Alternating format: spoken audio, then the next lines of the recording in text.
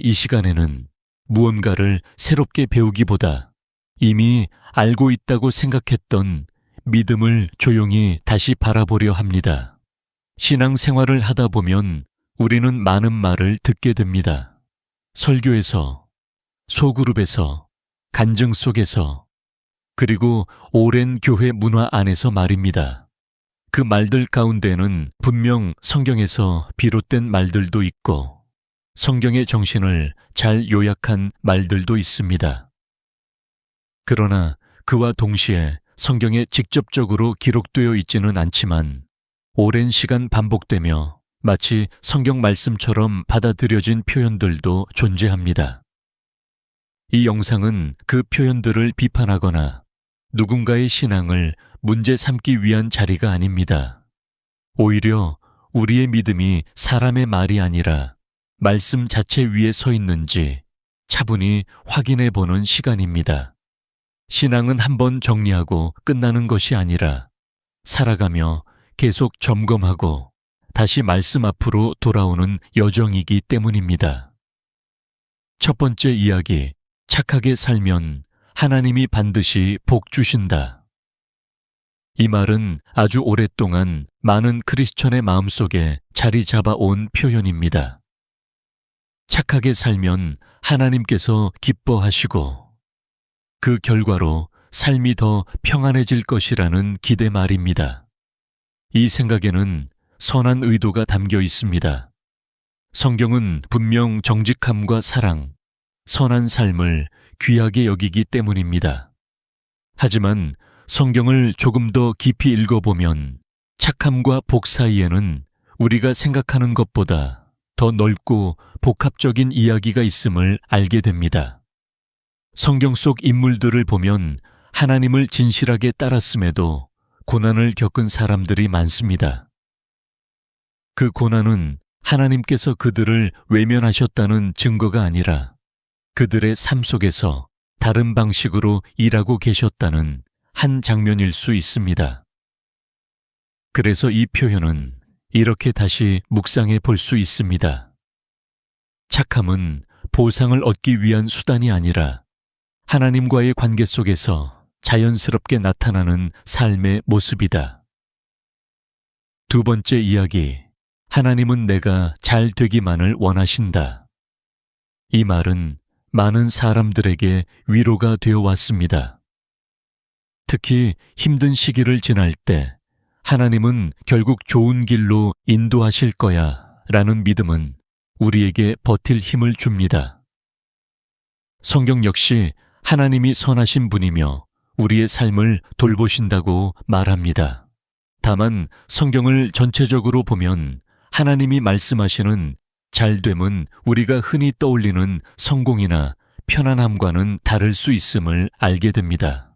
성경에서 하나님은 사람을 단순히 편안한 상태에 머물게 하기보다 삶의 방향과 마음의 중심이 바르게 세워지기를 원하십니다. 그래서 때로는 기다림의 시간, 막막해 보이는 과정, 이해되지 않는 상황이 믿음을 더 깊게 만들기도 합니다. 이 말은 이렇게 정리해 볼 수 있습니다. 하나님은 우리의 삶이 궁극적으로 선한 방향으로 이끌어지기를 원하신다. 세 번째 이야기, 하나님은 바쁜 사람을 이해해 주신다. 현대를 살아가는 신앙인에게 아주 익숙한 표현입니다. 일과 가정, 책임과 역할이 많아질수록 기도와 묵상이 쉽지 않게 느껴질 때가 있습니다. 그럴 때 우리는 이 말을 통해 스스로를 위로해 왔습니다. 성경은 하나님이 우리의 연약함을 아신다고 말합니다. 우리가 흙으로 지음받은 존재임을 기억하신다고도 말합니다. 동시에 성경은 하나님과의 관계가 삶의 중심에 놓이기를 조용히 권면합니다. 그래서 이 표현은 이렇게 다시 생각해 볼 수 있습니다. 하나님은 우리의 상황을 아시며 그 상황 속에서 하나님을 향한 마음을 다시 정렬하도록 부르신다. 네 번째 이야기, 하나님은 한번 용서하시면 다시 보지 않으신다. 이 말은 하나님의 은혜를 강조하는 표현으로 많이 사용되어 왔습니다. 성경은 분명 하나님의 용서가 크고 완전하다고 말합니다. 그러나 성경의 용서는 과거를 무시하거나 아무 일도 없었던 것처럼 살아도 된다는 뜻은 아닙니다. 성경에서 용서는 관계를 회복하고 삶의 방향을 새롭게 하는 출발점에 가깝습니다. 하나님은 우리를 과거에 묶어두기보다 새로운 삶으로 초대하십니다. 그래서 이 표현은 이렇게 이해할 수 있습니다. 하나님의 용서는 우리를 정지시키는 은혜가 아니라 다시 걸어가게 하는 은혜다. 다섯 번째 이야기, 믿음이 강하면 흔들리지 않는다. 많은 사람들이 자신이 흔들릴 때 스스로를 실망스럽게 바라봅니다.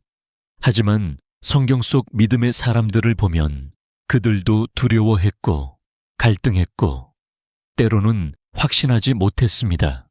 믿음이란 흔들림이 전혀 없는 상태라기보다 흔들리는 순간에도 하나님께 시선을 다시 두는 과정에 가깝습니다. 그래서 우리는 이렇게 묵상할 수 있습니다. 믿음은 완벽한 상태가 아니라 하나님께 돌아오기를 반복하는 여정이다. 여섯 번째 이야기, 하나님은 항상 즉각적으로 응답하신다. 기도에 대한 응답이 빠르게 오지 않을 때 우리는 쉽게 낙심합니다. 그러나 성경을 보면 하나님의 응답은 각기 다른 시간과 방식으로 이루어집니다. 기다림의 시간은 무시당했다는 신호가 아니라 다른 방향에서 하나님이 일하고 계실 가능성을 열어둡니다. 그래서 이 말은 이렇게 정리할 수 있습니다. 하나님의 응답은 우리의 기대보다 늦을 수 있지만 우리의 삶에는 의미 있게 작용한다. 일곱 번째 이야기, 교회에서 들은 말은 곧 성경의 말씀이다. 교회는 신앙생활에서 매우 소중한 공간입니다. 설교와 가르침 역시 믿음을 자라게 하는데 중요한 역할을 합니다. 하지만 성경은 모든 신자가 말씀을 직접 대하고 묵상하며 분별하는 존재임을 전제로 합니다. 교회의 가르침은 성경으로 돌아가 함께 확인될 때 더 건강해집니다. 그래서 이 표현은 이렇게 다시 말할 수 있습니다. 교회의 가르침은 성경으로 돌아가며 함께 성장하는 여정이다. 말씀 위에 머무는 믿음, 오늘 나눈 이야기들은 새로운 교리를 제시하기 위한 것이 아닙니다. 오히려 이미 알고 있던 믿음을 조금 더 천천히, 조금 더 안전하게 말씀 위에서 바라보는 시간입니다. 신앙은 정답을 빠르게 소유하는 것이 아니라 말씀 앞에 겸손히 머무르는 삶입니다. 이 시간이 당신의 믿음을 불안하게 하기보다 더 평안하고 더 단단하게 만드는 묵상의 시간이 되기를 바랍니다.